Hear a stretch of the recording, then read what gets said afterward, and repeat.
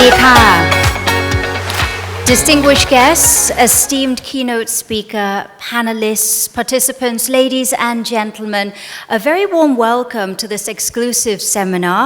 We are focusing on the business of platforms. My name is Pachari Raksa Wong, delighted and very honored indeed to be here as your Master of Ceremonies. Now, this event is being organized by the Stock Exchange of Thailand, the College of Management, Mahidol University, and the Strategy and Innovation for Businesses in Asia Senior Executive Education Program, or SEBA. Now, I'm sure you're very excited, very eager indeed, and very much looking forward to the highlight for today, and that is the keynote address. We're very honored to have with us Professor Michael Cusimano from MIT Sloan School of Management with us. But before we hear his presentation, focusing on the business of platforms, I have the honor of inviting on stage the chairman of the Stock Exchange of Thailand and chairman of SEBA's Senior Advisory Board, Dr. Chaiwat Wipoonsawat, to deliver the welcoming remarks. Ladies and gentlemen, do welcome him, Dr. Chaiwat Wipoonsawat.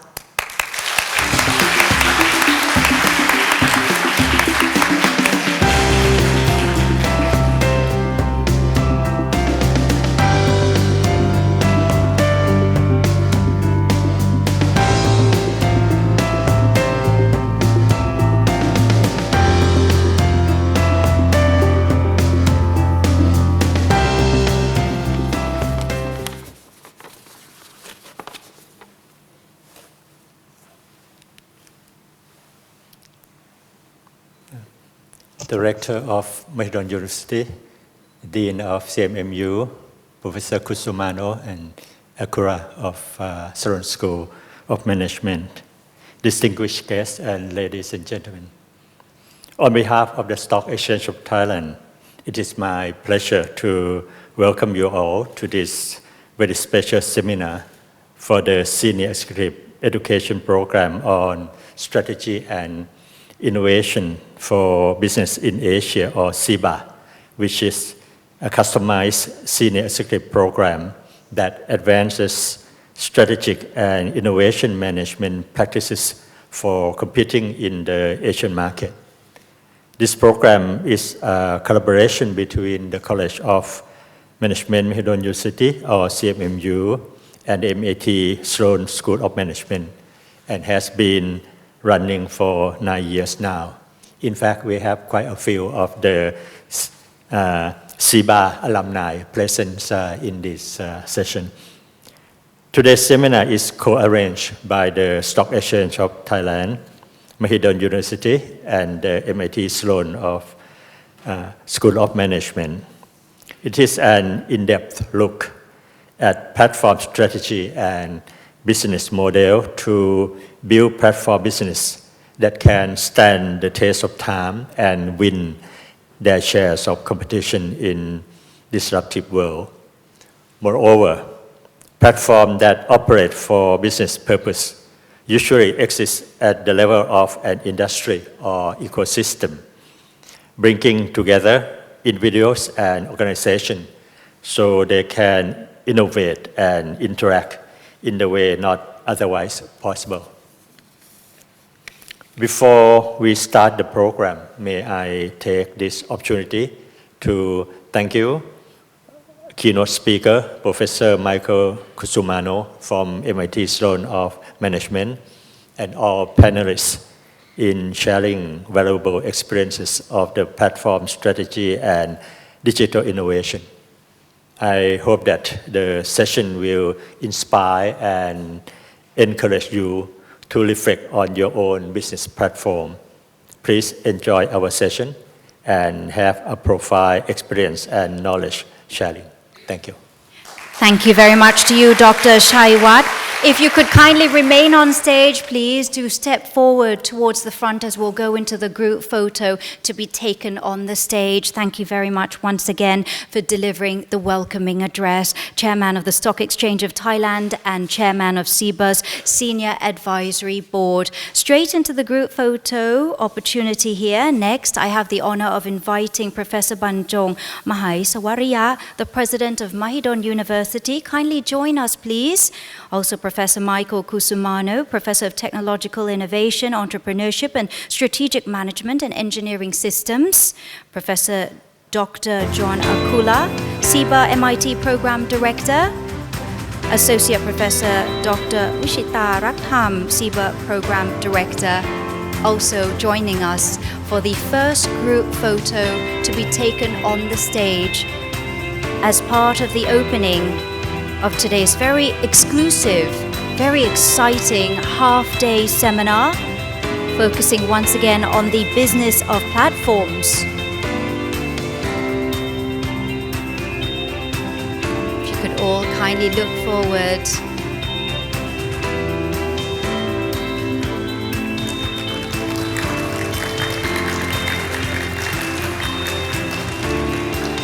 Just a little bit longer, allowing time for the photographers to capture the moment here. And yes, straight onto the second group photo, I would like to kindly invite the other dignitaries.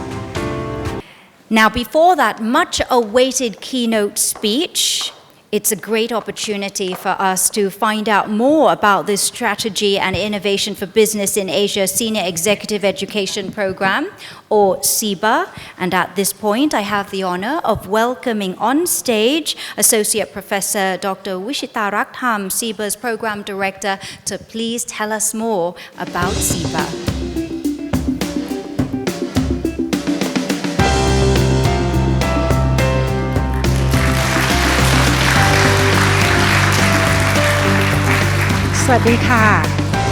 Good afternoon, ladies and gentlemen. I'm Wishita Rakham, the SIBA Program Director. SIBA stands for Strategy and Innovation for Businesses in Asia. The SIBA program is the collaboration between College of Management, Mahidol University, and MIT Sloan School of Management. And this is our 9 years celebration of our partnership. And we are going to launch our SIBA program, SIBA 9, in the year 2020. The SIBA program provides the insight of the strategy and innovation for executives to grow their business and make sure that they can sustain their growth. I would like to take this opportunity to thank our SIBA Advisory Board, Dr. Shaiwat Vibun Sawat, Kun Natwut Amon Viwat, who has been with us since the first year. And also, we can call the founder of our SIBA program. And also, I would like to thank our president of Mahidol University, the Dean of College of Management of Mahidol University, and also the Stock Exchange of Thailand for your support throughout the year, and also make the event today as the SIBA Day happen. Lastly, for our partners, MIT Sloan School of Management, I would like to thank all the MIT faculty, especially Professor Michael Cusimano, who's been with us today, and also Professor John Akula, who is our SIBA MIT Program Director. May I take this opportunity to invite Professor John Akula on stage to say something about our SIBA program. Professor Akula, please. Thank you so much. It is such a pleasure to be here. It has been my privilege to be associated with the SIBA program since it began almost 10 years ago. And I am here in part to say thank you. At MIT, we place a very high value on our connections with Thailand. We have always had an exceptional group of students from Thailand coming to all parts of our university. And for almost the last 10 years, we have had this program in collaboration with Mahidol University, and that has become a very important and probably the most enduring link that we have. And it is due in large part to the very hard work and commitment of our colleagues at Mahidol and at CMMU, to all of the organizations and the participants who have engaged with us in the program over the years, and we very much appreciate all the energy and commitment they've brought to bear. The program is, in some ways, a bit unique. It has a structure where the participants spend a week in Bangkok together, engage with business leaders from Thailand, talking in very practical terms about what it takes to be a successful organization. And then a few weeks later, the same group comes to MIT Sloan and spends a week engaged in discussions with our faculty about technological innovation and innovations in management. And then there's yet a follow-up, third segment of the program, project work, to which the participants commit while they are there and go forward with in teams that have had some very interesting and impactful programs and projects they've developed. We like to think that this program embodies what we feel we do best at MIT, which is not just coming up with innovative ideas and cutting-edge research, but figuring out ways to take those ideas to the point where they actually have a beneficial impact on the economy and on the societies. And that transition from idea to impact is very difficult. It's something that business people are often better at than academics. And we have very much enjoyed and profited from a program built on that model. We are very much looking forward to this program growing and strengthening over the years, to strengthening our other ties, with our other connections with Thailand, and to making those even more robust and more valuable to all of us as the years go by. And we want to thank the advisory board, which has been so helpful over the years. We want to thank the stock exchange, which has been a supporting organization for many years and has, of course, made this day possible. And we like to think that Michael's work it very much embodies what is best about what we have done together in this program. Michael is a leading thinker in his field, but he has also been very involved in taking those ideas, engaging with industry, engaging with organizations, and making sure they actually make a difference in the world. And so it is actually my pleasure to not take too much more of your time, because you really came here to hear Professor Michael Cusimano, but thank you once again. Thank you very much indeed to you, Professor John Akula, and also Associate Professor Dr. Wishita Raktam, for telling us about that exciting program there. And without further ado, we will now go straight into the keynote speech. It's such an honor for me to be welcoming on the stage the keynote speaker. We have with us Professor Michael Cusimano. He is the Sloan Management Review Distinguished Professor of Management at the Massachusetts Institute of Technology Sloan School of Management. Previously, he held a joint appointment in the MIT Engineering Systems Division. Also, Professor Cusimano specializes in strategy, product development, and entrepreneurship in computer software, as well as automobiles and consumer electronics. It's so exciting indeed to be welcoming him, as he is among the first to recognize the importance of platforms. So a true pioneer indeed. Ladies and gentlemen, a big round of applause welcoming Professor Michael Cusimano.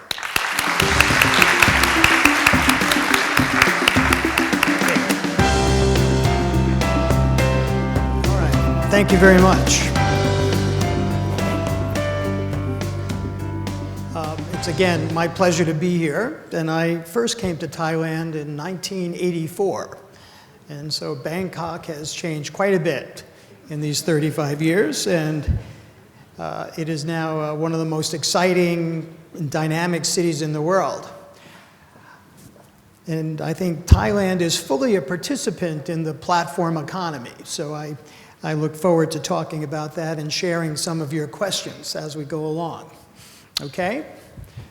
So let me get started. And again, this is a topic I have been studying for almost 30 years, beginning with research on mainframe computers, and then the personal computer, and then the internet and mobile devices and cloud services. So it's a long time, and I've tried with my co-authors to summarize what we've learned in the last 30 years or so.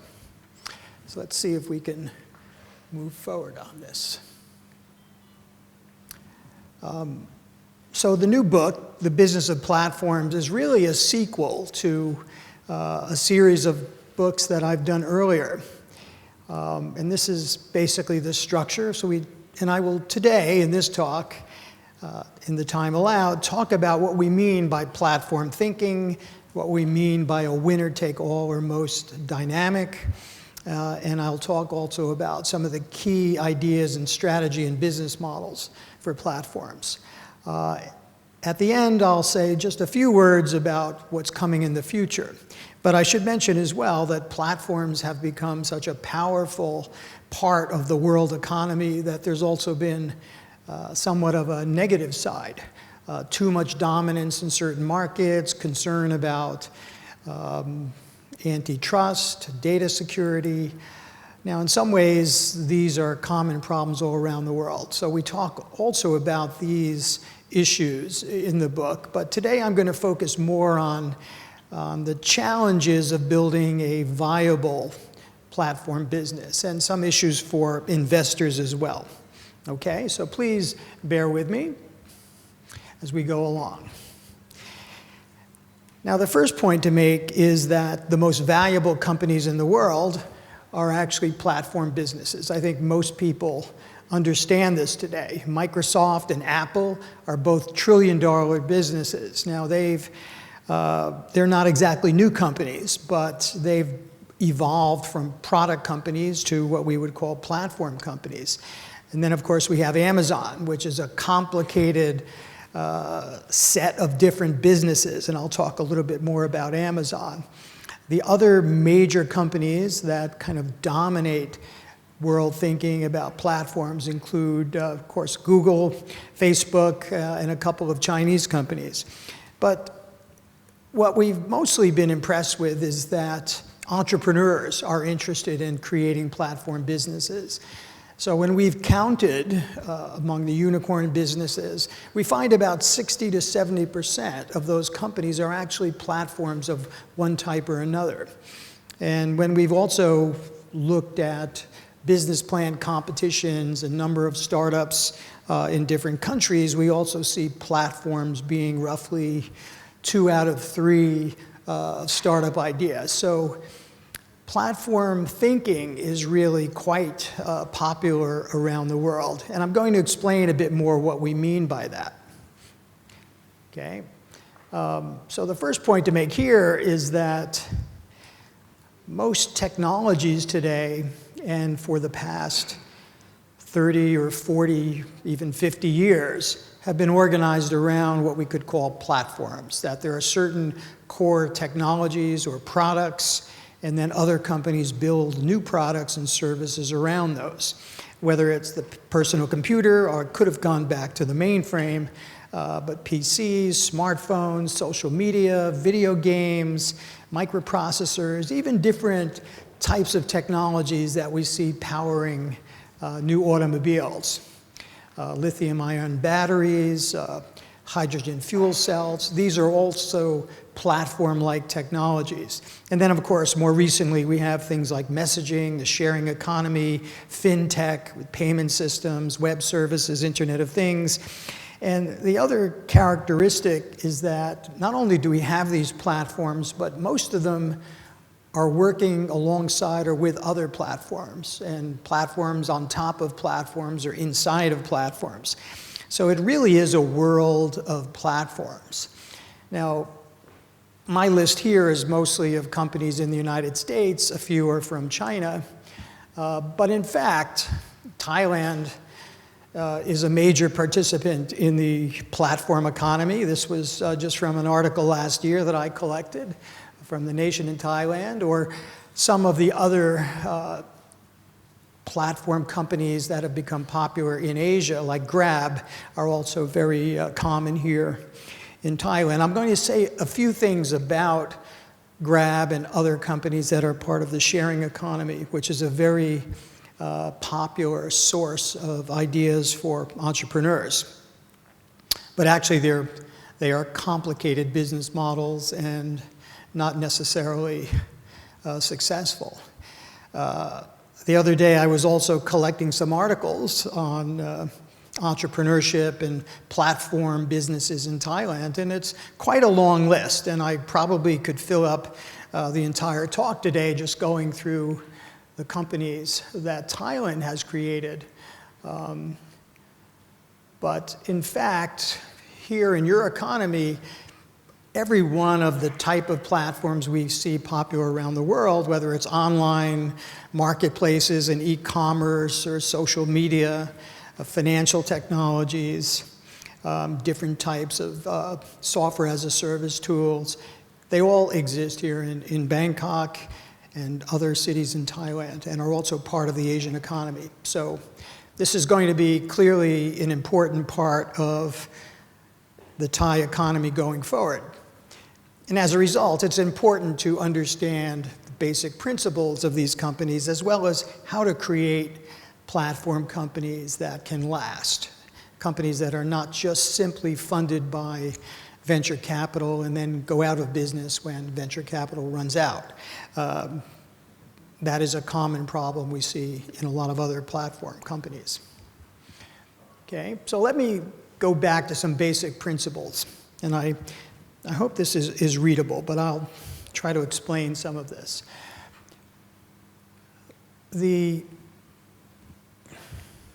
Go back here. The basic concept of a platform really goes back to engineering and operations management, even 30, 35 years ago.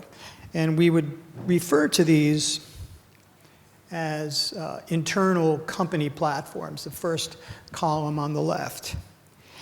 And these are commonly associated with building blocks or reusable subsystems that companies would make available and then create multiple products around them. A common one is in the automobile industry. Toyota, for example, many years ago developed a small front-wheel drive car platform. And on top of that, it created several models, a Corolla, a RAV4 SUV, Celica sports car, a hatchback, and a more luxury car on the Lexus line. These are multiple products that engineering groups and then also suppliers of the same company could use to build multiple products more efficiently. And this has basically been a very important source of innovation for many companies. So we can extend the idea of an internal product platform to the supply chain. Now, in the supply chain, however, essentially innovation or engineering is really controlled by contracts. The original equipment manufacturer makes an agreement with suppliers, and it's a very hierarchical and structured type of innovation process, but it's been very important. But industry platforms, which again I've been writing about since the mid-1990s, are different. We use the word platform, but the word platform is used in many different occasions. It has some relationship to the engineering platforms used by companies, but the difference is that the building blocks or the subsystems that are in the core product are actually open to outside companies. And it's when you have that openness that you have a different dynamic. And that's what we call industry platforms. And they really are at the center of another term we would use, not a supply chain, but an ecosystem. An ecosystem is a more, let's say, nebulous organization. I kind of represent it with these different graphs here. But a supply chain as a form of organizing innovation is very hierarchical, very structured. Different tiers of suppliers have contractual relationships with companies at the top. But an ecosystem is not so well controlled. We have different categories we talk about here, certainly customers and partners in different ways, and I'll give you some examples. But the other key group here are what we call complementers. These are firms that are building their own products and services, not under contract, not under specific agreements with any of the key platform companies, but of their own decision. And again, this has led to this broad, open, global network of innovators. A good example would be the companies building applications for something like an iPhone. right? There's 2 million of those around the world. It's not possible for Apple to really create contracts with so many companies. It really is not centrally organized, but there are some rules where the ecosystem functions. Okay, so let me give a definition of what we mean by industry platform. And again, this is a concept that we saw gradually emerging, particularly with the personal computer, going back to around 1980. But now, again, it is dominating many, many industries. So this is my definition in the book that we use, this idea as well, that these are, or industry platforms are really foundation products. They also have evolved to become marketplaces, and I want to talk about that difference in a moment. But the key point is various firms can use them to create complementary products and services or to enable different types of transactions. So what I'm talking about here are two concepts. One are innovations, and another one are transactions, and they're both sitting on top of platforms. And the more we have of innovations or transactions, the more valuable and powerful the platform becomes. And that's a concept we associate now with network effects, and I want to talk a little bit more about what we mean by that. The other point to make here is that the range and scope of these innovations and transactions would not occur, or at least would not occur so easily without the platform in the middle. And I often use the example of eBay, for example, with auctions.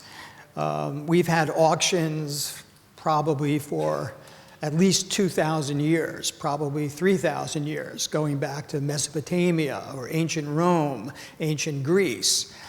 But the ability to sell a product and run an auction globally and instantly is new, right? And that is enabled, of course, by digital technology in computers or whatever device you're using, sitting on top of a global network, the internet, okay? So a lot of the businesses that we've seen for platforms existed before in some shape or form, but digital technology and the internet has given a power to these platforms that could not have existed before, okay?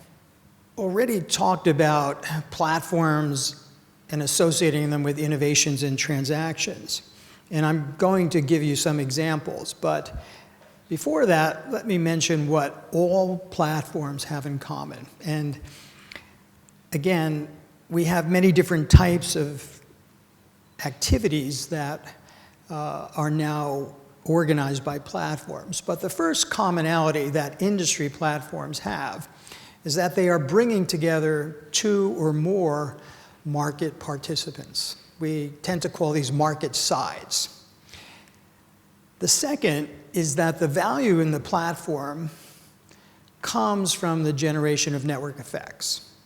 Now, it's true that most platforms are also selling a product or enabling a service, and certainly there is powerful value in that product or that service. But the special value that a platform has, and the reason these platforms are worth $1 trillion in market value, is because of network effects. And talking about what we mean by network effects. And then the third commonality is that all platforms that succeed have to solve what we call a chicken or egg problem. I've actually found that the phrase chicken or egg works in every language around the world. And it actually is a technical problem. There are Nobel Prize winners in economics who have written papers on the chicken or egg problem. Because it really is a problem about how do you get started. And network effects are, well, we'll define them in a moment. But the critical element is how do you get started? How do you sustain the momentum that comes with a platform? Now, if you can succeed, you'll see that the business models become quite complex, and the markets are also complex, because platform companies usually are not simply creating a product or creating a service and then selling it or delivering it. They're actually playing what I call three-dimensional chess. They're orchestrating or organizing multiple market participants. They do not have complete control over the level of innovation or the level of suppliers. So it becomes a bit of a risky business model, but if it works, you have growth potential, which is not really possible in a conventional business. And that has been the reason that platforms have become so popular. Now, one of the things that my co-authors, Annabelle Gower, who was a former PhD student of mine at MIT, and also David Yaffe, he and I have written two other books. This is the third book we've written together. We've thought about platforms for many, many years. And we decided that to really simplify our thinking, we should divide all platforms into two types. And they parallel what I've been talking about so far. Innovation platforms or transaction platforms. Now this is new, and it hasn't been done before we introduced this book. Most people talk about platforms by the application. So they talk about operating systems, social media platforms, publishing platforms, energy platforms, and pretty soon you get into a list of 10 or 12 or 15 different platform types. There are really too many to understand, so we break everything down into two. Platforms are either enabling third-party innovations. In other words, they're enabling outside companies to create innovations that would not have otherwise existed, and these innovations complement the core product. Or the platform is enabling transactions, like an eBay, enabling transactions that could not otherwise occur. And we also include messaging or financial exchanges or exchanges of information as a transaction. And that's kind of following the way an economist would think about it, although none of us are economists by training. But essentially, a transaction can take place of information or goods or services. But the innovation platforms are different from the transaction platforms. Okay, so the typical ones, but let me give you some examples. Innovation platforms, certainly Microsoft Windows, because people outside the company build applications that run on Windows. That's a classic example of an innovation platform. Or Google Android, AOS, or Facebook for developers, or WeChat applications. Then we also have the transaction platforms, which are app stores or Amazon Marketplace or eBay, okay? I think you understand the difference. One of the things that we discovered, though, is that we have what we call hybrid companies, and these are actually the most valuable companies in the world. They are actually running either innovation platforms or transaction platforms, and then they've adopted the other ones. So they actually have both. And sometimes they link the platforms in very clever ways. So Apple, for example, has the iPhone and the operating system running on the iPhone as a foundation for companies to build millions of applications and deliver different services. But Apple also distributes those through an app store. And the app store is essentially enabling a transaction between innovators and users, okay? So the innovation platforms are always bringing together innovators and users, and the transaction platforms are always bringing together some kind of buyer and seller or renter and provider, right? So you're always having these two-sided markets, but the purpose of the activity is different. But the hybrid companies have discovered a tremendous power. And again, the power can sometimes be difficult to manage. Facebook, for example, is a hybrid company. It started essentially as a social media platform and a messaging platform. which is transaction. But in 2007, they opened up another side, which I'll talk about in a moment, and they have, recently we counted about 10 million applications and active websites that were accessible through Facebook, some of which have gotten Facebook into a lot of trouble. If you've followed the news the last couple of years, Cambridge Analytica, for example, a British company, wrote a small app which was exploited by the Russian government to manipulate information that related to the American presidential election. So this is, again, one of the negative sides of platforms. When you open them up to outsiders to innovate, you can't always control what happens in them. But this is our basic framework. Now, another thing that we did for the first time with this new book is to actually measure performance. I was quite stunned when I started this new project in 2015 to learn that no one had actually collected data of any length of time on the performance of platform companies. And one of the reasons are that even though we use the term almost every day, we don't really have a standard definition for measuring what a platform business is. And there is no single database.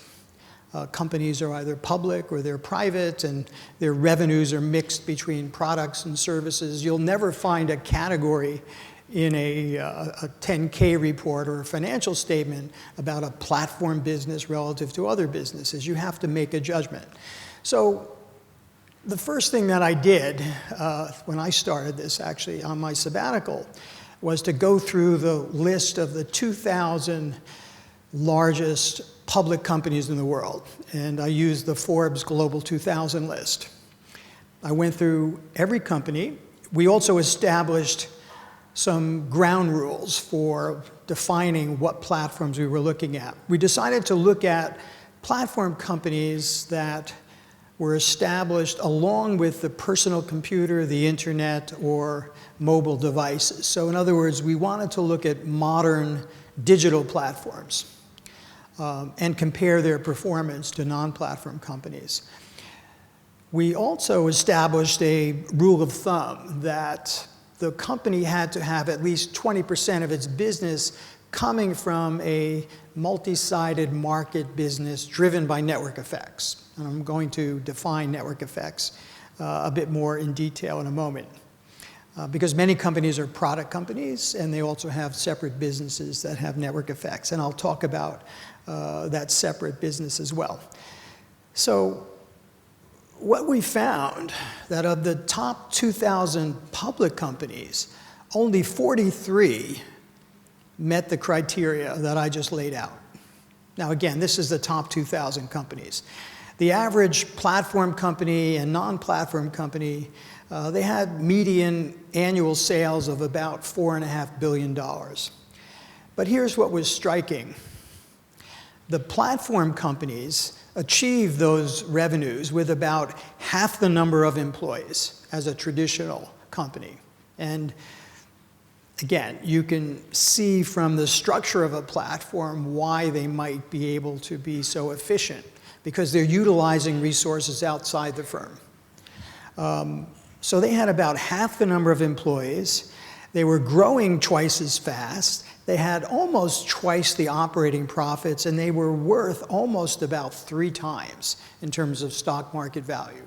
So if you can make it to be a successful platform company, you truly have a remarkably efficient and valuable organization. And we had roughly 20 years of data, or at least we went back. Not every company had 20 years, but we went back to 1995, 21 years. But some of the data issues, 43 is a small number. We excluded some of the historical older platform companies. And I could ask you to guess what those might be, but credit card companies, for example, they are platform companies. They're matching buyers with merchants. We also excluded telecom companies because, again, they were established before the age of the personal computer or the internet.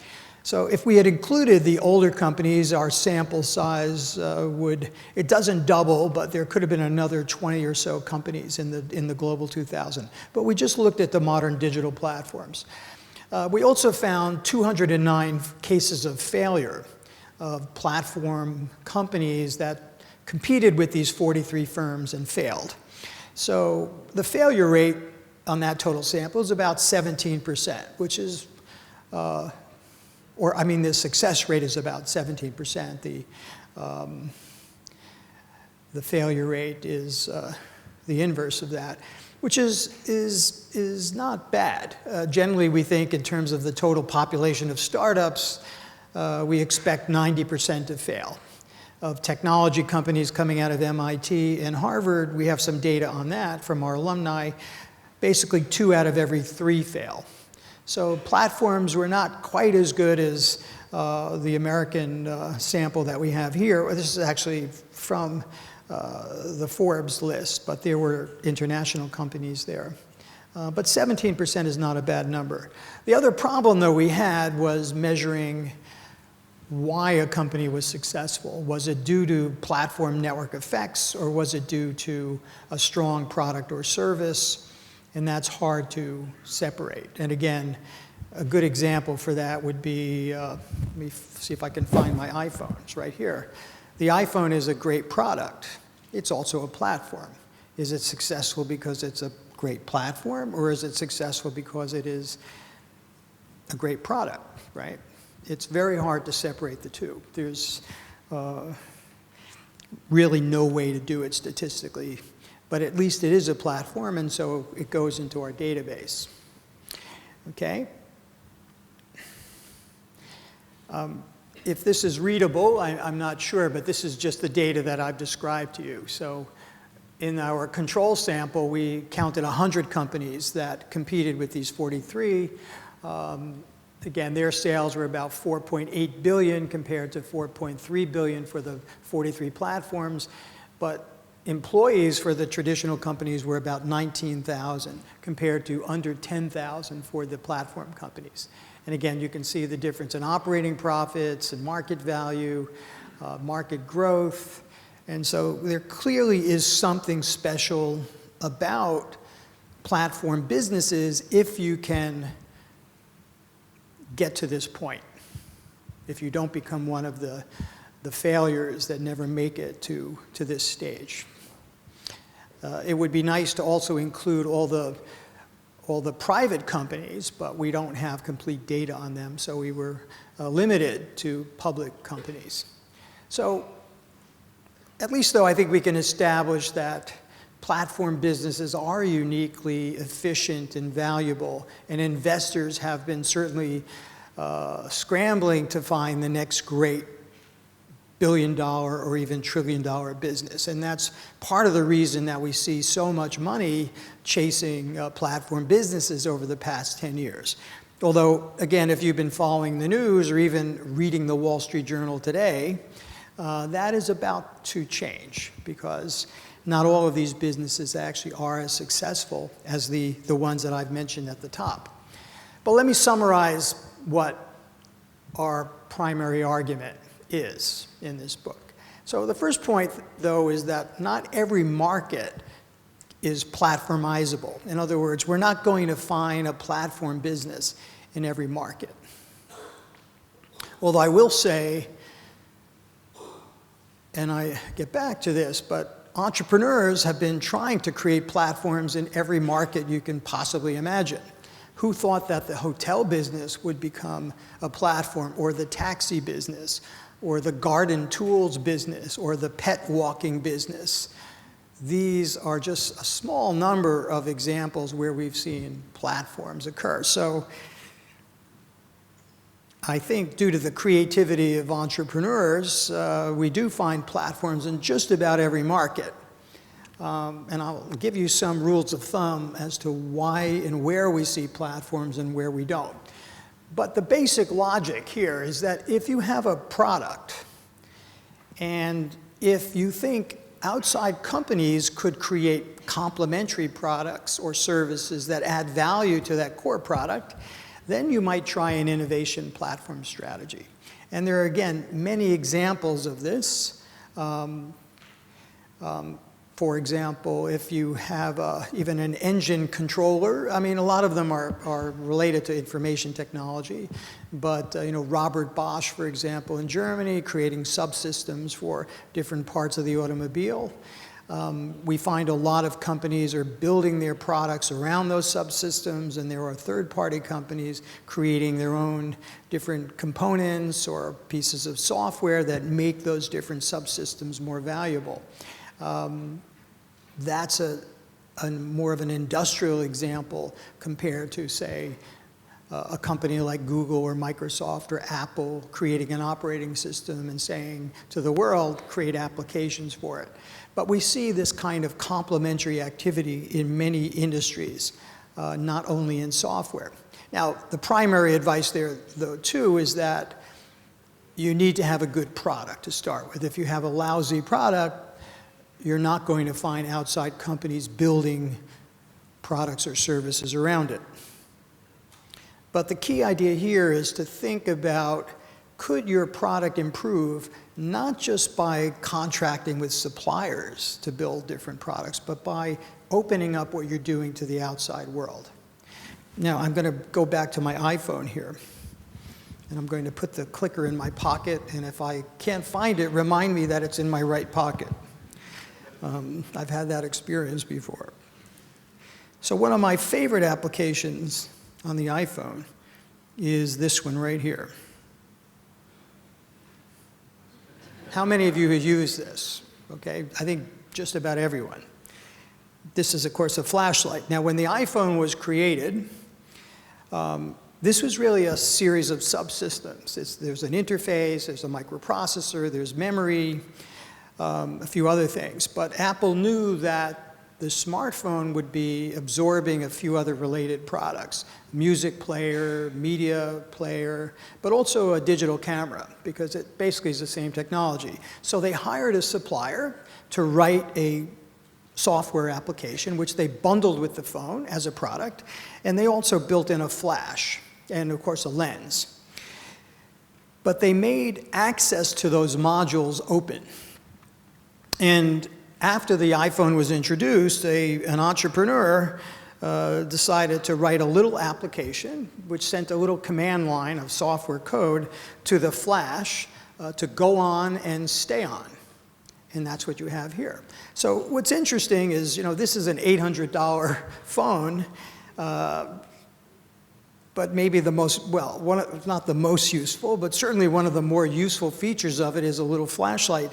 And Steve Jobs and his crew never thought of using the phone as a flashlight, but that's only one of about 2 million examples that we see of why the iPhone and other smartphone devices or the PC, why they are great products, but also they are platforms. And they are foundations that other companies can innovate around. And those innovations complement the product and they make it more valuable. This is now used for remote medical diagnostics, and I read my newspaper every day on this device. We do so many things that we basically live on these devices. So that's just one example. Okay, I remembered where my clicker is. So that's a product business. So in many ways, the whole idea of how you innovate and how you run a product business has been transformed by platform thinking. And many companies are trying to extend it beyond software to hardware and other kinds of products. The second part of our argument is a parallel to this, and it's talking about the service business. So thinking about if you can generate more value, or at least more value for your investors, by connecting different market participants, rather than owning the assets or hiring the employees to deliver a particular service directly, then maybe you should think about a transaction platform strategy. Okay? And again, you still have to have a good service, otherwise you're not going to attract any users. Now, as I've also suggested, many companies do both. So, Apple is a product company And it's also a platform company because it has opened up its product to the outside world. Many companies are primary service companies, like Amazon, for example. It did not start as a platform. It started as an online retailer of books. Only after a few years did it open up its online store to this buyer and seller third-party relationship. But initially, Amazon was just buying books and reselling them. Okay? Then it decided it can actually add more value to its business by creating a platform or a marketplace for products that it didn't buy or that were not in high enough demand. And we'll get to the logic in a moment. So any company that's in a product business or a service business can think about adding a platform element to what they're doing. And again, the challenge, though, for all types of platforms becomes control over this nebulous cloud of complementers and partners, control over quality, over the user experience, and also security of the type of data that is going through the system. Okay?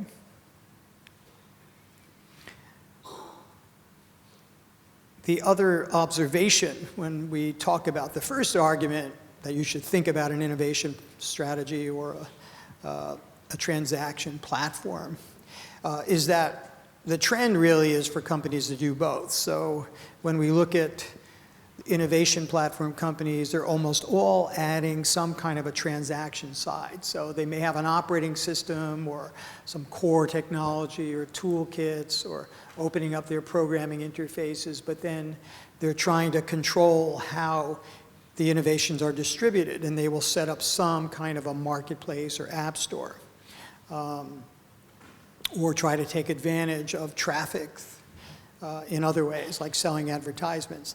And the companies that started with transaction platforms are usually trying to figure out how can they open up their marketplaces to innovators and combine the two. And I'll give you some examples of that. So we have a really dynamic strategy world between these different types of platform activities. The second part of our argument, and this is something we've known for quite a long time, is that the winners in platform markets are not the companies that necessarily have the best or the first product or service. To win in a market that becomes platformized, you have to have the best platform. And what makes a good platform? It's about openness and ease of access for the different market participants. It is about flexibility or the ability to evolve, and that ties back to modularity and expandability, because that's what enables the innovations from the outside to come. And ultimately, you need an ecosystem. So we have many products historically, particularly in, let's say, smartphones, that were excellent products, but the market became what we can say is platformized. And the companies were not able to adapt. So who are the two biggest players in early cell phone or smartphone technologies? Nokia, for example, and then BlackBerry. And those two, the devices that they had were excellent products, excellent smartphones or excellent secure messaging devices, but they were not really designed to, let's say, surf the web or run applications or function like a handheld computer. So when that innovation came from Apple, roughly in 2007, was the real breakthrough device, those markets really became platformized. They became driven by third-party applications, and those companies disappeared basically as quickly as they had appeared. Okay? We want to discuss the general thinking around platforms, but we also want to provide some advice for entrepreneurs. So we try to take the reader through 4 steps, and I'll just quickly go through the first 3 here. But the first one is to figure out what parts of the market are you trying to bring together. And again, you should be identifying a market that has some kind of a market failure in it, where sides are not finding each other through the natural course of market operations. The second problem goes back to that Nobel Prize winning issue of how do you solve the chicken or egg problem? How do you get started? And then third would be the business model. Many of these platforms, they kind of get stuck around 1 and 2. And they start throwing a lot of money at these problems, and they never really come up with a way to make money, right? But this is a typical problem of most startups. That's why 90% of startups fail. And platforms are no different. They really are businesses. If they cannot generate more revenue than their costs are costs for acquisition, costs for their internal IT systems, but also cost of solving the chicken or egg problem, which I'll get to in a moment. If they can't solve those cost issues, they're going to fail. Now, they may have a very wealthy investor like SoftBank, which seems to be willing to lose billions and billions of dollars chasing the next great platform. But most platforms do not have those kinds of investors. So let's talk about some of these issues. So the first point to make is about the relationship between market actors and network effects and what we mean by these. So the first type of network effect that we've known about for a very long time is a direct network effect, user to user, okay? And these we call direct or same side. The second type of network effect, however, we call indirect or cross-side. And this is when, for example, users attract app developers or innovators, or users attract advertisers. But the direct network effect is when users attract other users. So Facebook is a great example, or WeChat, or Line, for example. Here in Thailand, people use Line as their messaging system. Those platforms are built around direct network effects initially. Friends bring in their friends, and friends of friends, and friends of friends of friends, and then pretty soon you have very large numbers of people populating one side, the user side. But when you have a lot of activity there, and then the platform brings in application developers or advertisers or other kinds of partners, then we have a cross-side network effect. So network effects can be of either type, and no one really cares whether it's direct or indirect. What is important, though, is that if you're in a platform business, you need to figure out how to generate strong network effects. So here's the formal definition of network effects. We talk about this term all the time, but it really is a unique concept. And here, let's define them as self-reinforcing positive feedback loops. That's a mouthful. But the most important part is related to that. Self-reinforcing, where the potential value for each user increases with each additional user or each additional complementary innovation, okay? And what's been remarkable and attracting investors so much has been the growth potential of platform businesses driven with strong network effects. Because again, friends and friends of friends and friends of friends of friends, very quickly you go from small numbers to very large numbers. So I got interested in the history of network effects in driving business development. One of the first examples, at least that I can find, that is not an information technology example, is the railroads. When the railroads were built in the mid-1900s in the United States and then elsewhere. They were a great example of a physical network effect. As a matter of fact, we still refer to railroads as networks, right? Transportation networks. But the first railroads were actually built like the equivalent would be a company platform. So we had a railroad in Boston, a railroad in New York, a railroad in Baltimore, a railroad in San Francisco. but they were all built to different standards. It was like incompatible operating systems. So one railroad could not connect with another.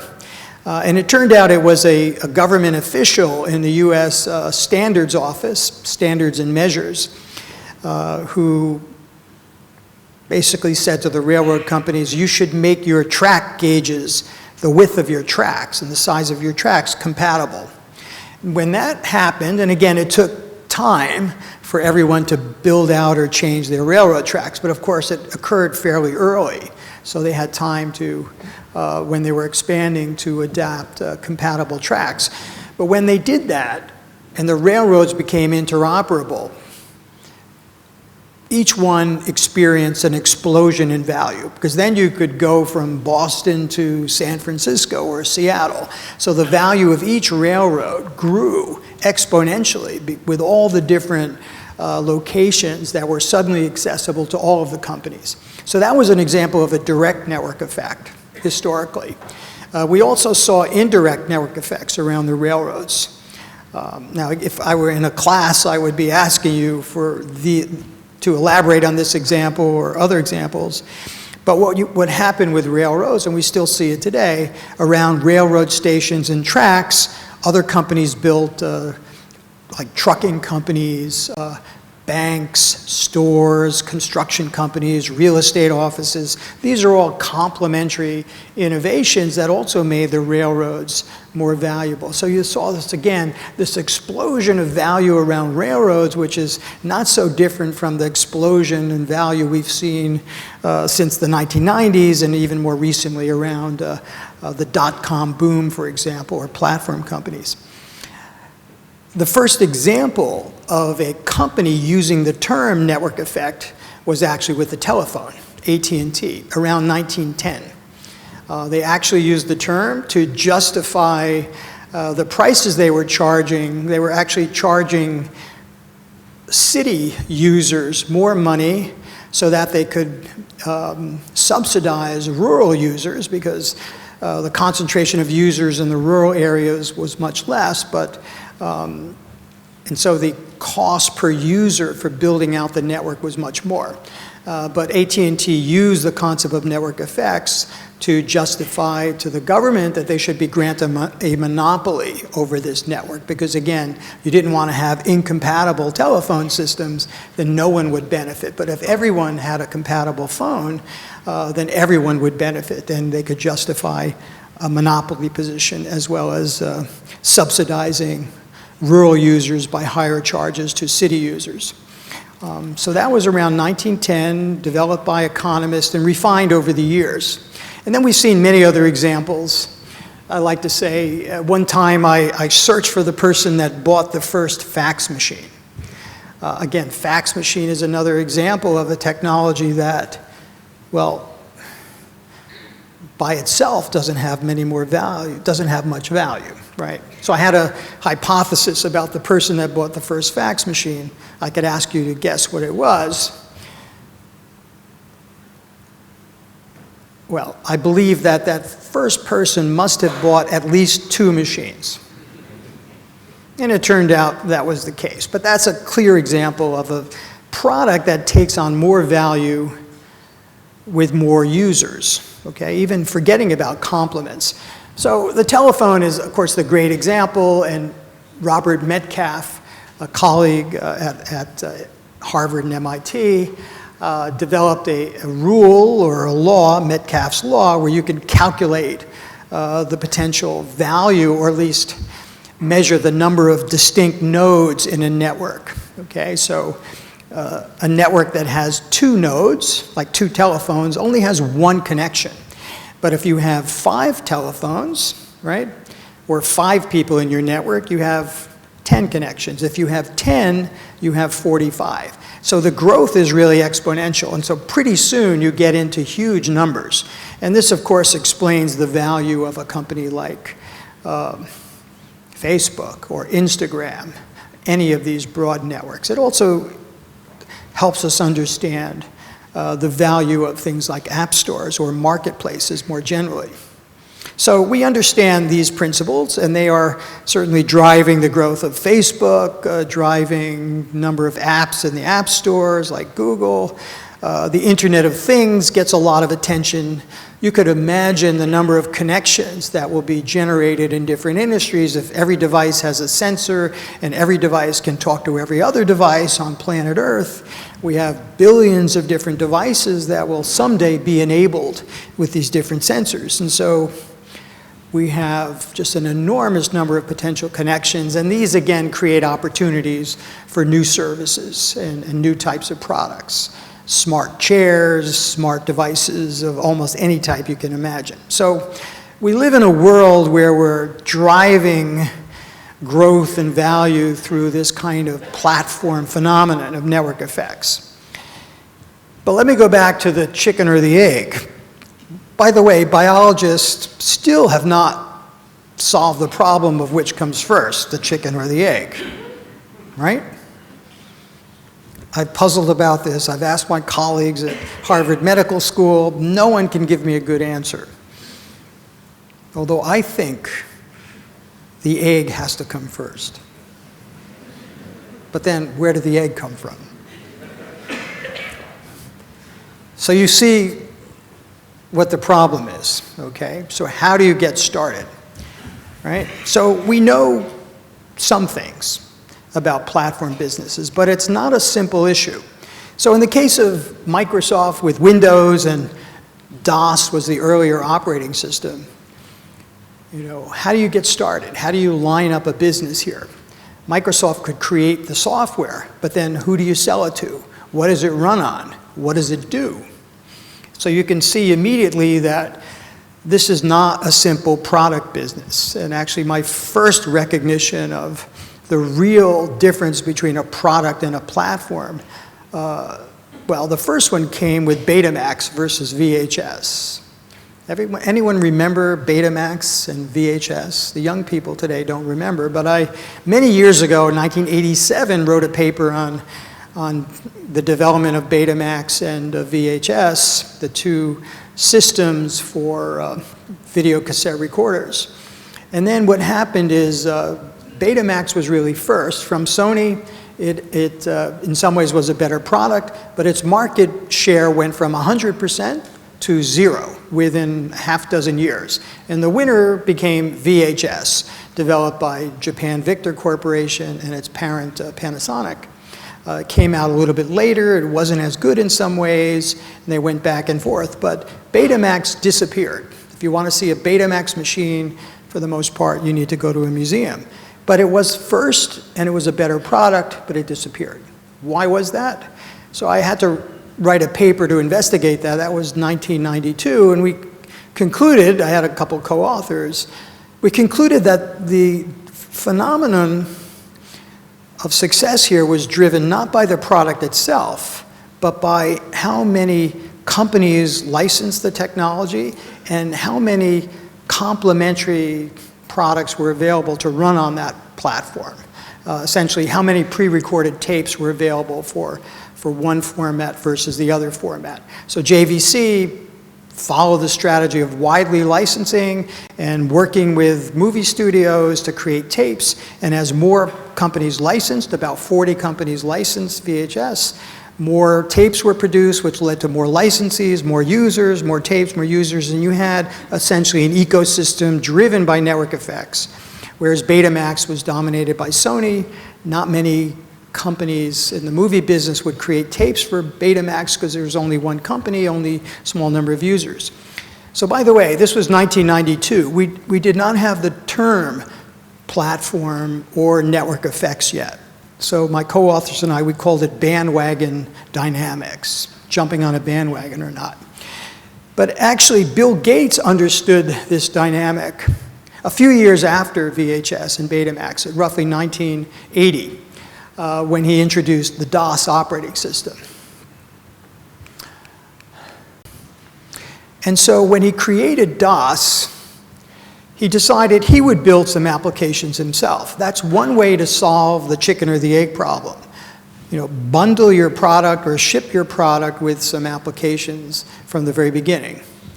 But what he also did was create a toolkit, we call it a software development kit, SDK, that he gave away.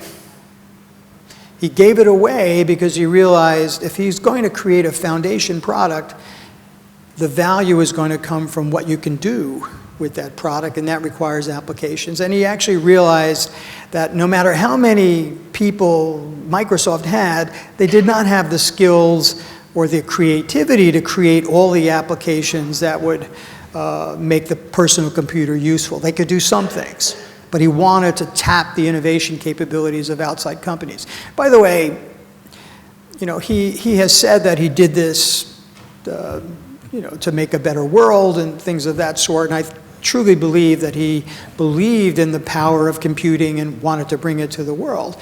But he also realized that the value of his operating system, his innovation platform, would come from the number of applications.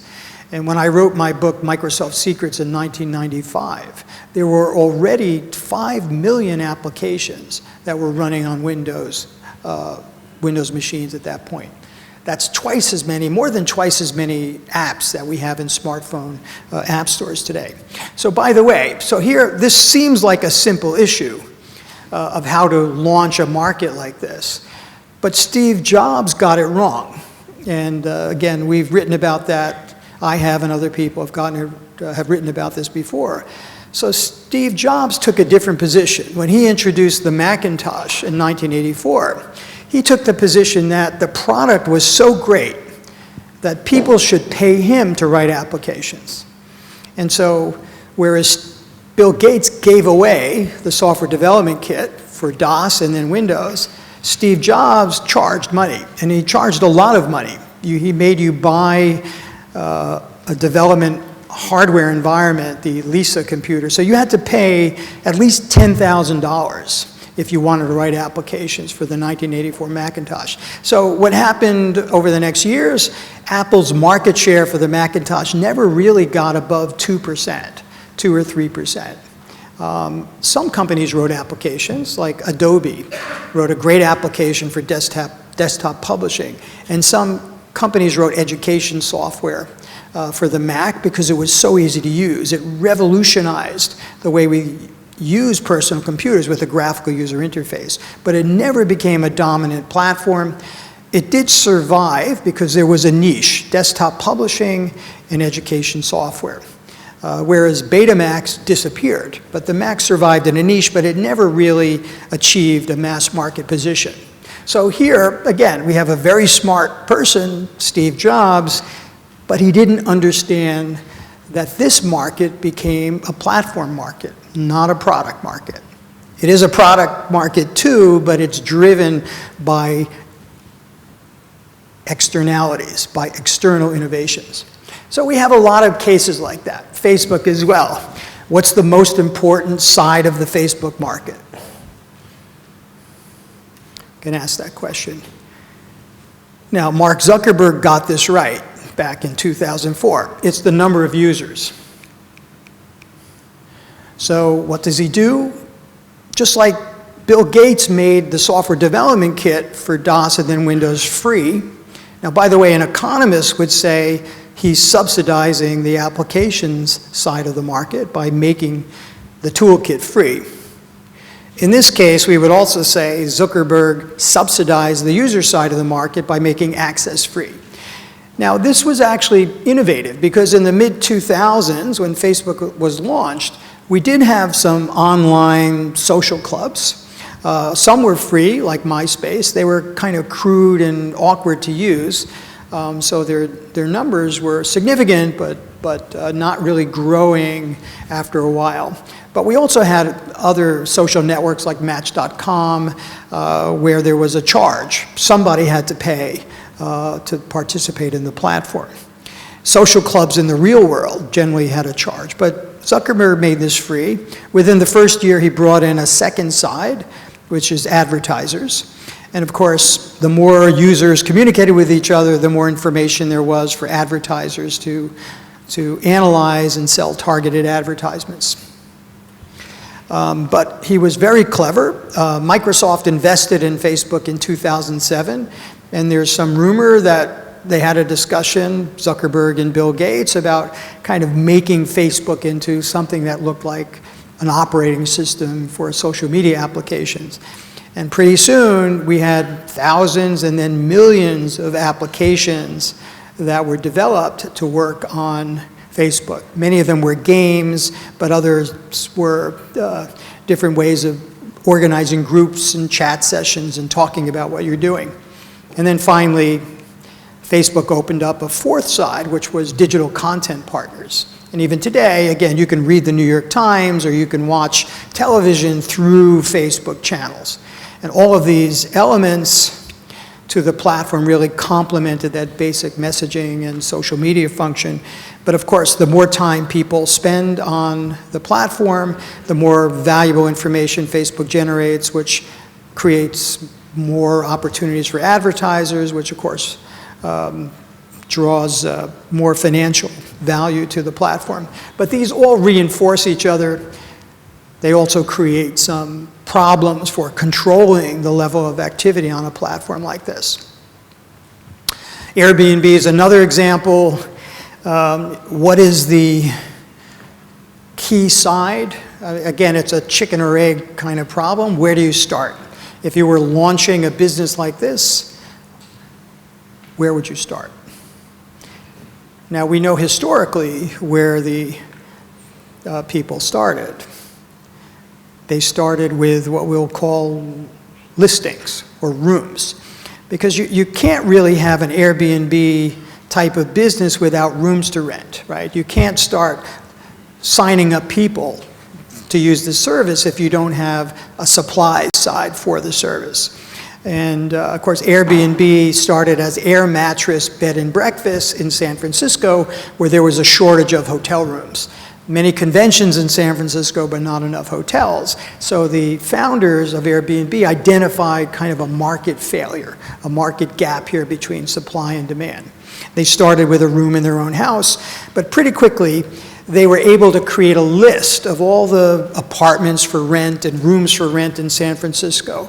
They went to newspapers, they went to Craigslist, they went to billboards, bulletin boards, just created a list, and then they started to look for users, okay? And they created first a personal computer application and then a smartphone application. So you can see here, the more listings there were, that would draw in users. And then when people who had rooms to rent would see, hey, there's actually a number of people renting rooms here, more people started offering their rooms to rent. Now, the other thing that Airbnb did, now we could call these two sides here of users and providers, let's say, the demand and supply side. This is a transaction platform. But what Airbnb did is it opened up two other sides of the platform that we would call innovation sides to the platform. They brought in B2B partners to offer different services to people offering their rooms or apartments for rent. Cleaning services, insurance, and also professional photographers, which became very important.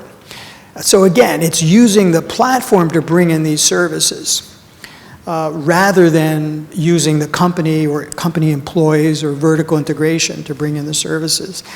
The other thing they did is for the users, they brought in B2C partners and I'm trying to get all of them up here and I don't want to go beyond the graphic, but transportation or event management, restaurants, food, they use the platform to provide all the services that, say, a hotel would provide. Because when you think about what did Airbnb do by platformizing this market, they kind of vertically de-integrated it. So hotels are really a collection of different services, concierge, food, as well as the room. Airbnb was just the room, but you could use the platform, again, opening up the interfaces to outside companies to provide many different services. And so if you go to Airbnb, you'll see that they actually have all the services that you might want if you would stay at a hotel. It's still not necessarily as convenient in some ways, not as integrated, but in other ways it's more interesting. right, for many people. They get a different type of experience. They get a whole house in some cases, okay? So this is, again, the magic of the Airbnb platform. And again, when a match occurs, Airbnb charges a fee. Now we have Uber, which is very similar to Didi, Chuxing in China, or Grab here in Southeast Asia, or Lyft in the United States. What is the critical part of the Uber platform?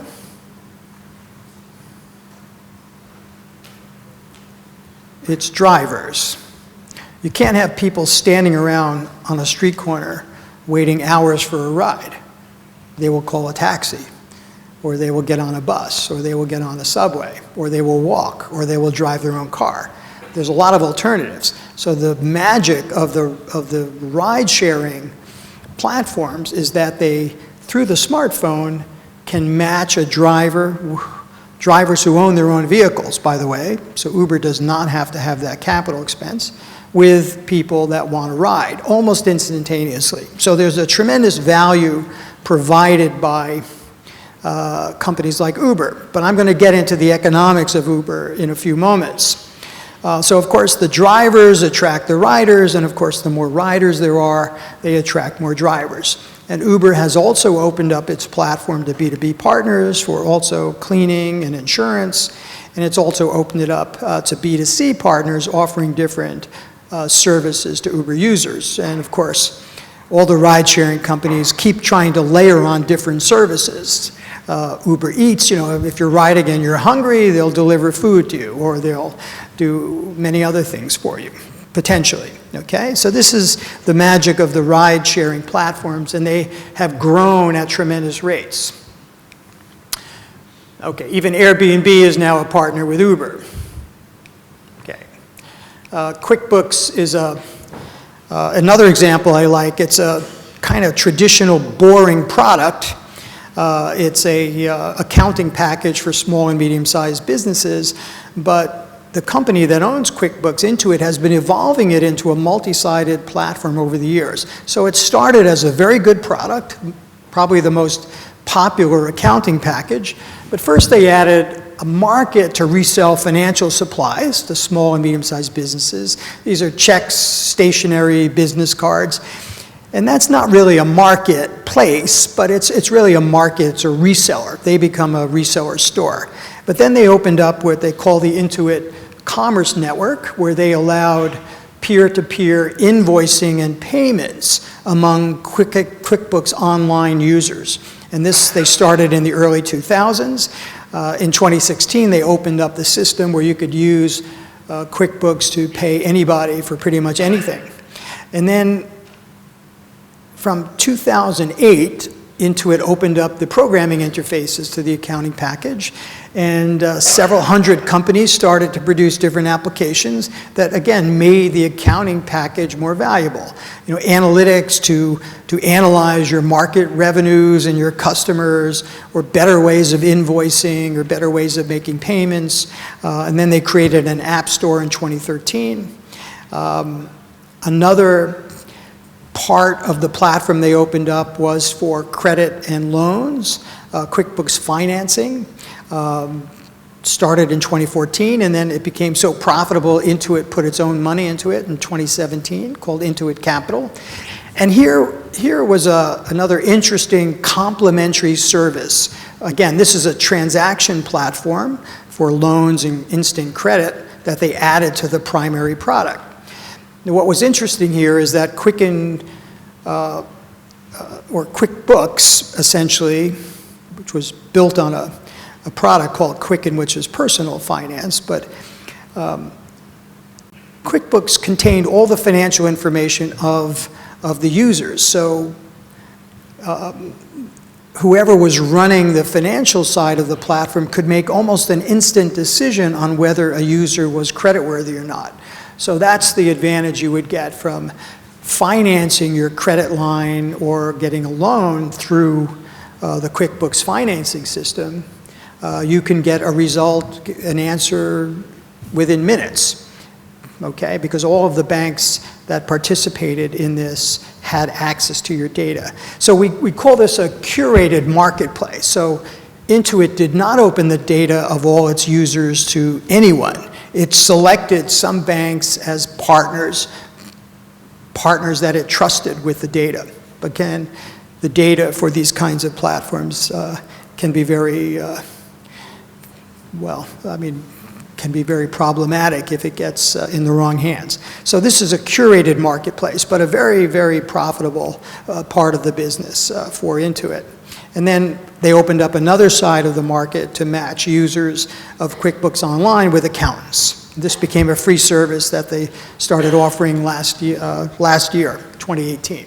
So here's an example of taking a product that's not terribly exciting, not growing all that much, and adding different transaction or innovation elements to it to make it more exciting and growing. So Intuit has been a very successful company the last 5 years in particular. Okay? So let me throw out one more element that is special about platform companies, and that is that if they work and the network effects keep driving growth, you're going to have one or two companies that are going to dominate all or most of a market. Because again, you can tell the logic. If you want to use applications, you want to use the smartphone that has the most applications, with some concern for price. If you want to sell something on a marketplace, you want to go to the website that has the most eyeballs, right? So you're not going to have 10 different global sites for online auctions or online marketplaces. You're going to have a relatively small number. You're going to have a relatively small number of smartphone operating systems. You're going to have a relatively small number of compatible railroads. It's the same type of principle. So we have a simple framework for predicting what type of a market or what conditions in a market are going to lead to one or two companies dominating.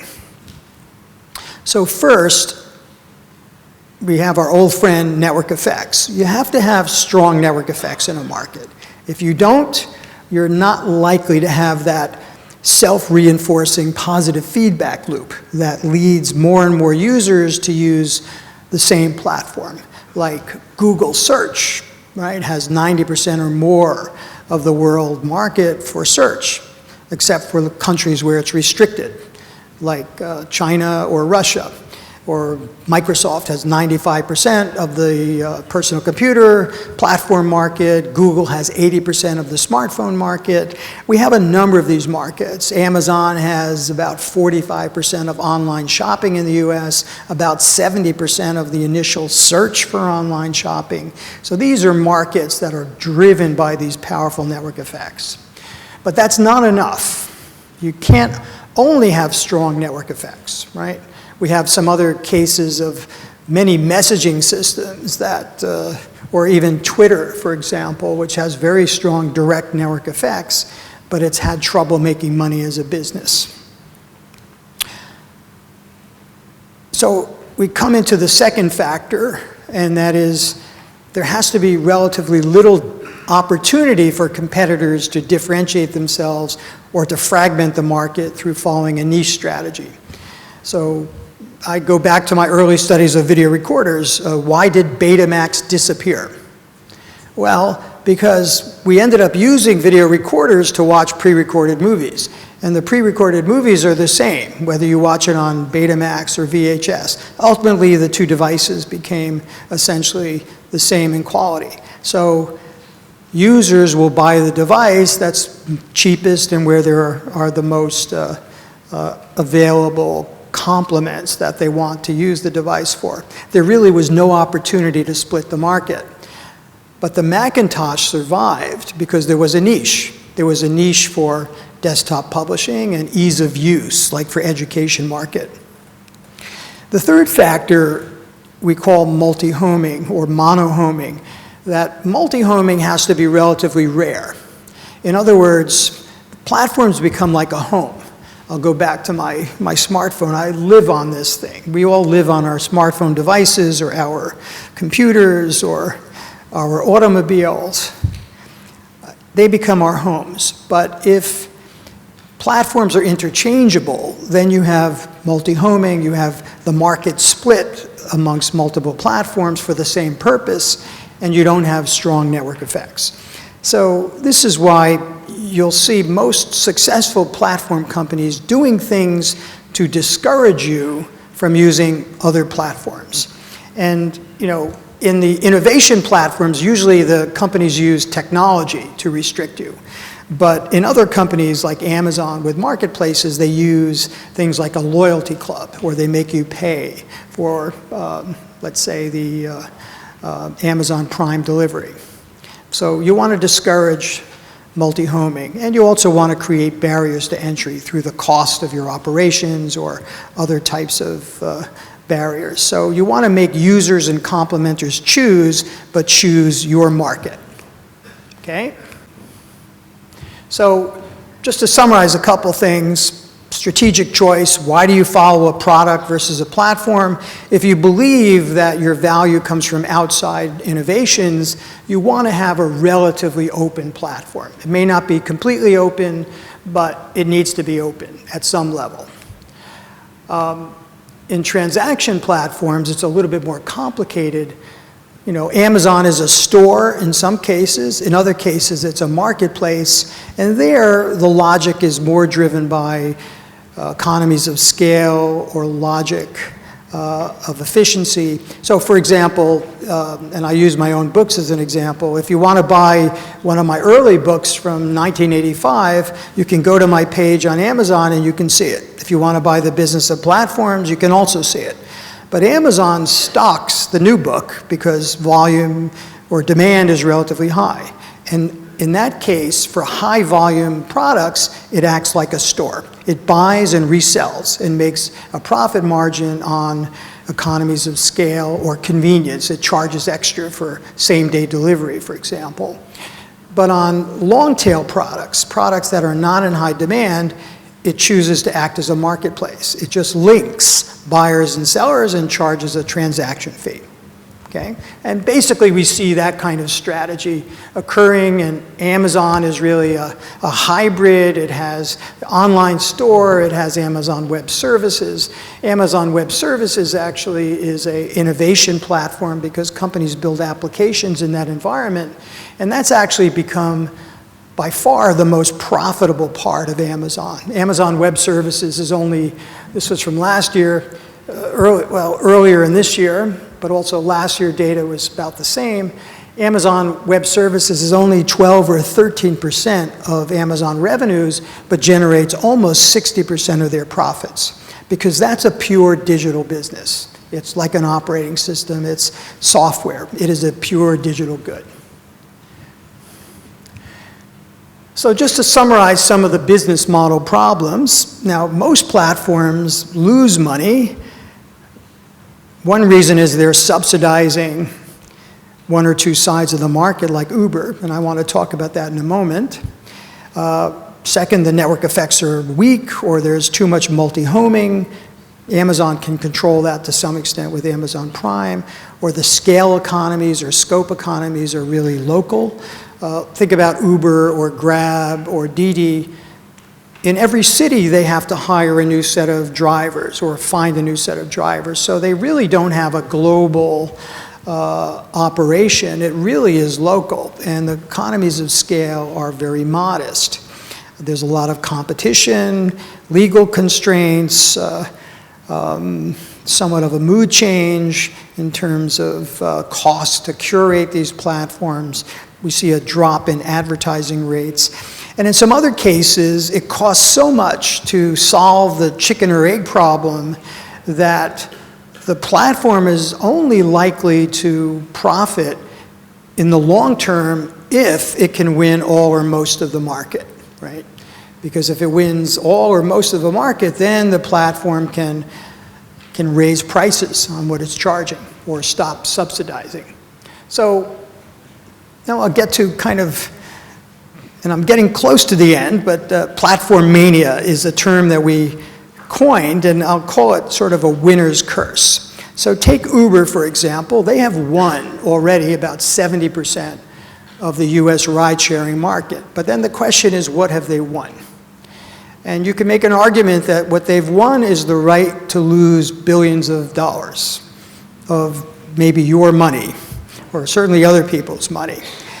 And here's the other finding that in the argument we make is that platformizing a bad business does not make it a good business. And for some reason, entrepreneurs don't seem to have understood this. So ride sharing is not a good business. Grocery delivery or food delivery are not particularly good businesses. There's no special value added there. But it seems that investors, maybe entrepreneurs too, got confused. That the platforms are digital, so the transaction process is digital.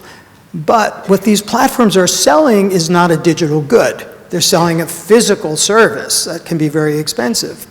And so it's not surprising that these platforms, they don't make the profit margins of a Google or a Microsoft, which are selling digital goods. Write a piece of software once, replicate it 1 million times, or your operations, your services are all driven off computers.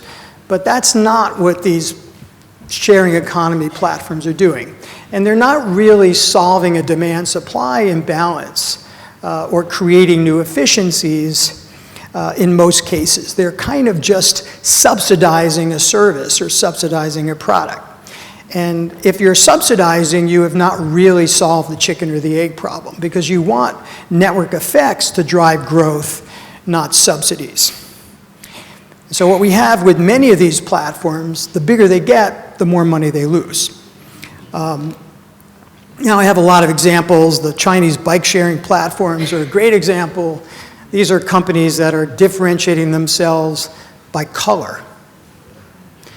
And they're charging far too little, and they're not really connecting owners of bikes with users of bikes. The company is buying bikes and essentially reselling their use to many people who, in many cases, destroy the bikes. It is a great way to lose money unless they could charge much more for using the bike, which generally they can't.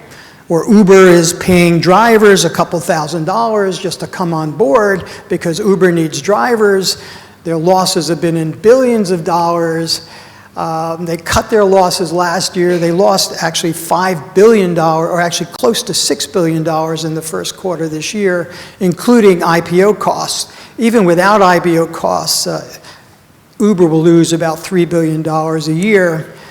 They need to raise prices, reduce subsidies. But the problem with Uber is that they pay drivers even when drivers are not driving, and they charge under the market price to riders, below the taxi price. And the other thing we discovered with Uber is that drivers quit at very high numbers. So about 12.5% of Uber drivers were quitting in the last couple of years. It's a lousy job, by the way. They don't make very much money. 12.5% of drivers were quitting. They had 3 million drivers in the past couple of years. It cost them $650 to replace each driver. So you can do the mathematics. They were spending about $250 million per month, $3 billion per year, just replacing drivers. So by contrast, we have Airbnb, which makes money on every transaction. It doesn't pay anybody to list rooms, doesn't charge or pay anybody to go searching. It just brings together underutilized assets with people trying to access those assets, and it charges both sides of the market, whereas Uber pays both sides of its market. So even though an Uber and Airbnb look like they're the same, they're really completely different. The business models are completely different. WeWork is another case of buying assets or leasing assets and then reselling them below its cost to try to grow fast. But again, the bigger it gets, the more money it loses. Their IPO collapsed. It is part of the sharing economy, but it's losing lots of money. Grubhub is another case written about today in the Wall Street Journal. Food delivery, it's just not a good business.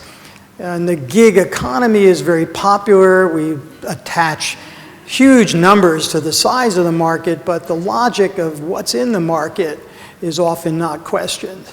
So Personally, I think the market size is really misestimated, that a lot of things that were part of the traditional rental economy have moved to the sharing economy.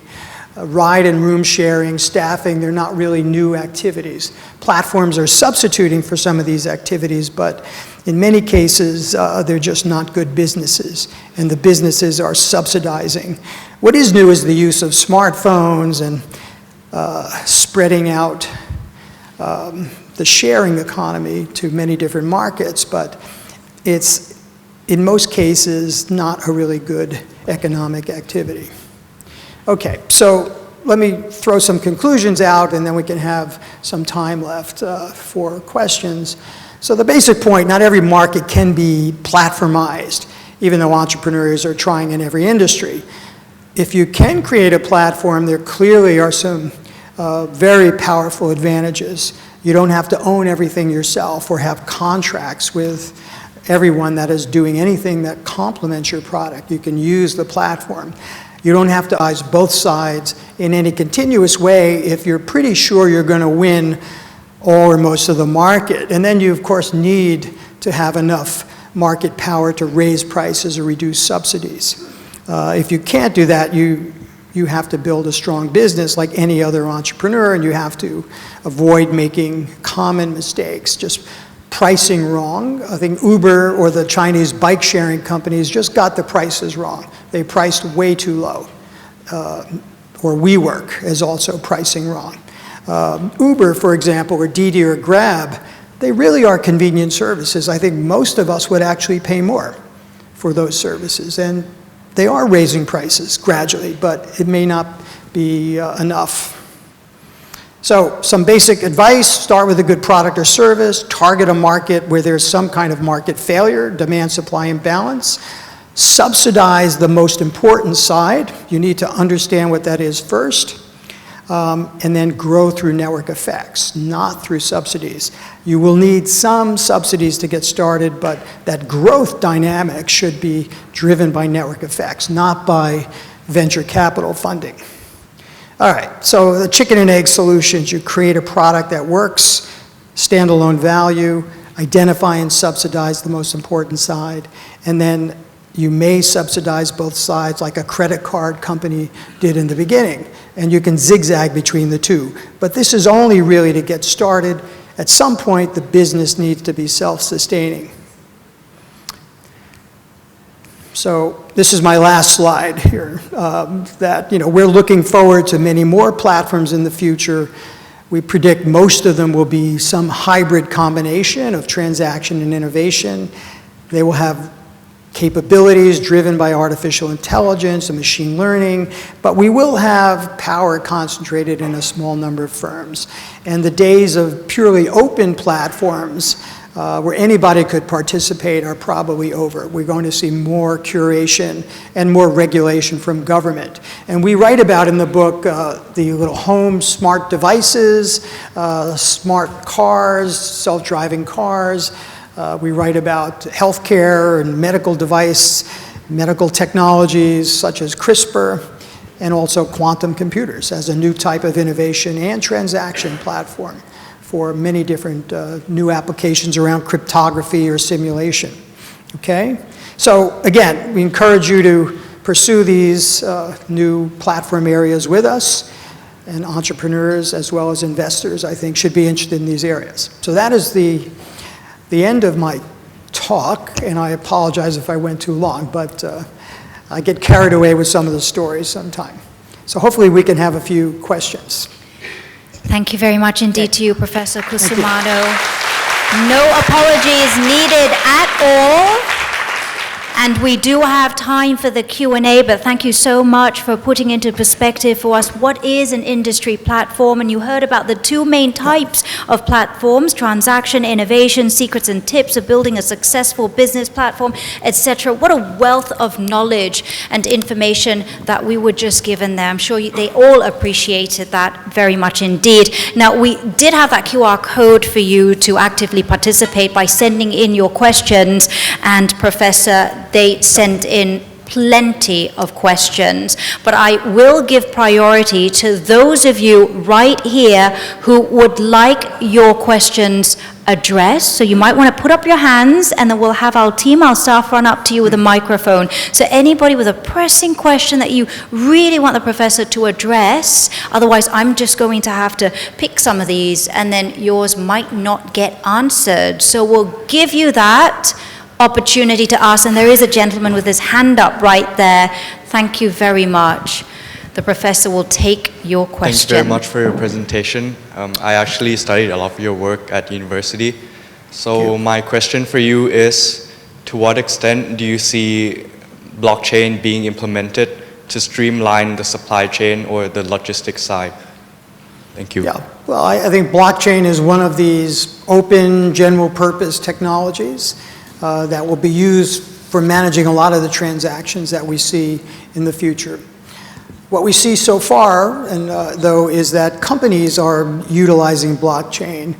As far as a blockchain platform that is open, we haven't really seen that yet because companies are competing. But my prediction is that the cloud services like Amazon Web Services or Microsoft, Azure, possibly Google, they already offer, actually Amazon already offers blockchain as a container, as an API within Amazon Web Services. So we think companies will build blockchain applications within one of the big cloud services. IBM is another one. So no question it's going to be important. Thank you. Another question over there. Professor Cusimano, thank you very much for your excellent talk. I just would like to know that because we are from hospital, what is the big disruption in the hospital business in this, like maybe the next couple of years? What do you think? Well, the medical area is quite complicated. As I said, we've been looking at it, and actually I do advise the MIT Center for Medical Innovation.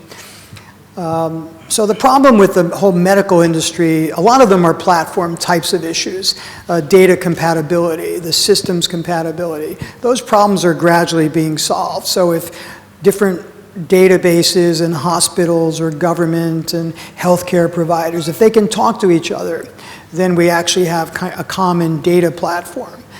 But we've also been looking at innovation, and one of the problems are that particularly in drug discovery or medical devices that are governed by patents, the competition is very, very intense. So we don't really have companies cooperating. So, Google, for example, after the iPhone was introduced by Apple in 2007, Apple would not license that to anybody. So it wanted to try to monopolize the market. Of course, you can't monopolize a market like that just by one company. So Google gathered up all the companies that used to make smartphones or had some interest in making smartphones or made phones in the past and created an open alliance, open handset alliance, gave away the basic software, Google Android, said let's build it out together, let's compete together. And 40 companies or so joined the alliance. And so what you saw was kind of an open innovation, and they cross-licensed a lot of technologies between Apple, actually even with Apple, they were forced to join this, Microsoft, Samsung, Google, the major players. And so we saw multiple companies that are competitors also cooperating to build a new platform, and then they would compete with their individual applications or their individual devices. So we hope to see something like that in medical technology where there's cooperation or cross-licensing of certain basic patents. But what we do see primarily, though, is companies competing and creating silos around their research to try to patent, that one miracle drug, because it's going to be worth billions of dollars. So that's the problem that we see. The problem, in creating like an ecosystem driven by network effects around medical technology. We see a little bit of it in areas like CRISPR for gene editing. That's why I mentioned that. We see an ecosystem and a value chain evolving. But there has to be more open sharing and cross-licensing. I think cross-licensing would be the key. But that's a complicated subject, but a great question.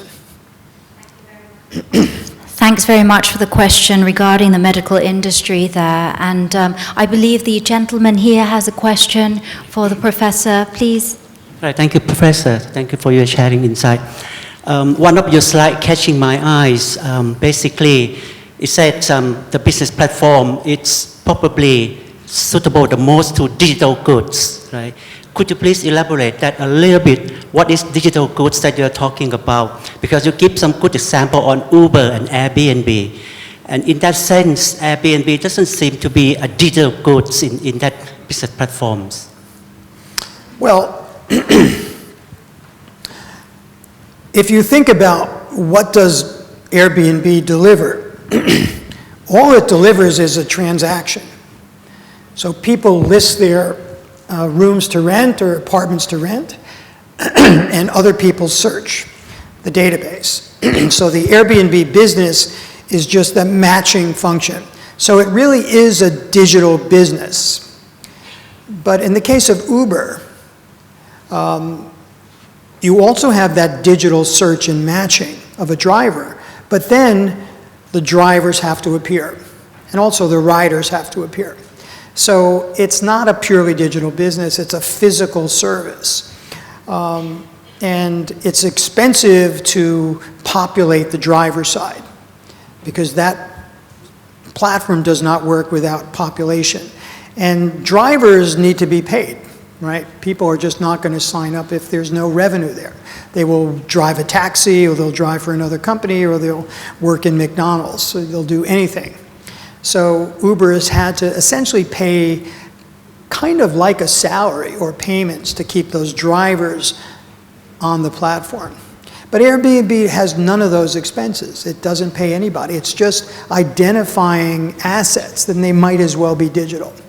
So it's a very different business model. Now, network effects has caused Airbnb to grow. Because Airbnb is the largest site for home sharing, people want to list their sites on Airbnb. So without having to pay people, people automatically list their sites. Just like if you're a seller, you want to list your product for sale on eBay, maybe Amazon Marketplace. But you're probably not going to go to many other sites if you're in the United States. So that's the difference. So the assets are physical in the case of Airbnb, but the ownership of the assets, the risk is all with the owners. It's not with Airbnb. But in the case of Uber, it's not really risk, but they're allocating billions of dollars just to find drivers, and they're spending billions of dollars on subsidies for riders. It's a very different business model. Thank you, Professor Cusomano, for that very thorough response. We have time for one final question from the floor here. Please. Yes, Professor? Yes. Yeah, we are on the process of preparing and developing a platform for industrial transformation of Thailand.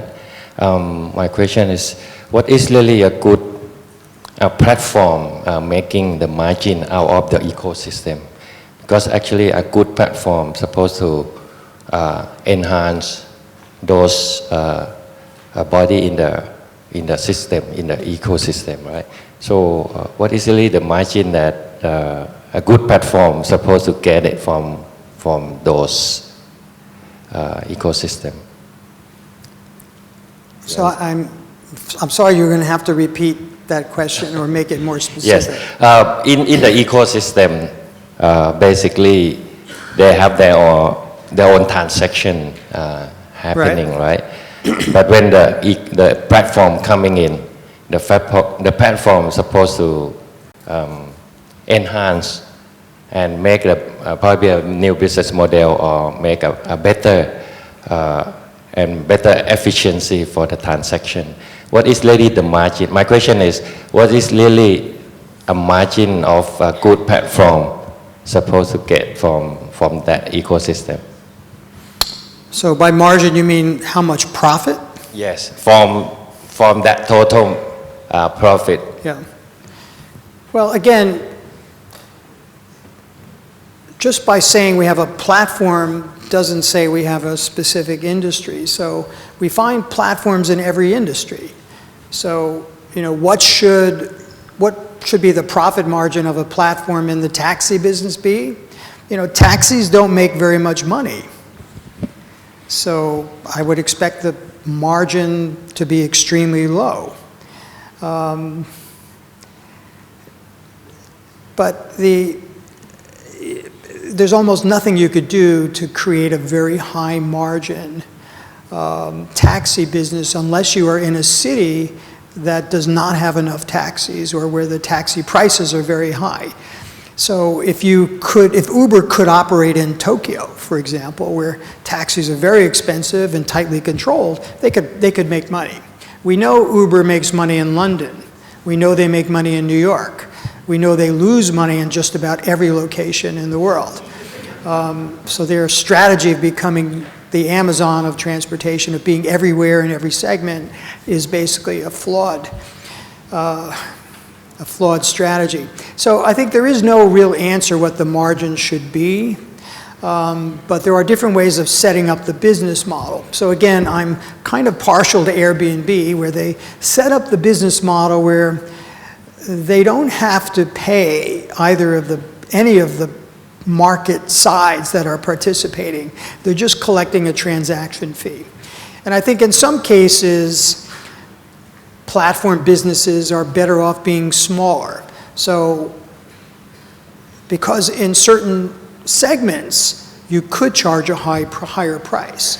So Uber, as I think you know, they started as a limousine service, a higher end, black car service. The margins are much better there than the mass market. So if they had stayed in the higher end of the market in select cities, they would probably be profitable and they could have a higher profit margin. I'm not sure exactly what it would be, but they wouldn't be paying billions of dollars in subsidies or payments to replace drivers. As a matter of fact, they could set up just a pure platform because there's a lot of people who are drivers. And by the way, Uber has a strategy of eliminating drivers by investing in self-driving cars. But think about the capital expense, because right now they don't have to pay for any capital expenses. The drivers own their cars. But I was just calculating, there's 3 million cars, 4 million drivers today. If they bought 2 million cars at $50,000 per car, that's $100 billion capital expense that they would probably have to repeat every 5 or 6 years if cars are driving 24 hours a day. So, there's almost no way you can come up with a good economic model for Uber being a broad transportation platform. But if you're a fintech platform, just collecting a transaction fee on large volumes of money flowing in different places, it can be extraordinarily profitable. Or Amazon Marketplace gradually has actually found ways to make money. It also makes money through complementary services, charges for fulfillment, delivery, for example, and also it sells advertising. So you can also think of the primary product or service as your base, and then think of making money in other ways, which also a lot of platforms do. So it's not just the pure profit margin of one industry, it's complementary activities that you might be able to do, or ways you can supply your ecosystem without paying anybody. Like Microsoft has millions of applications, Google has millions of applications, so does Apple. It doesn't pay any of the engineers. They voluntarily create these apps or services for the platforms. Okay, so it's not a simple answer, but it's a complicated question.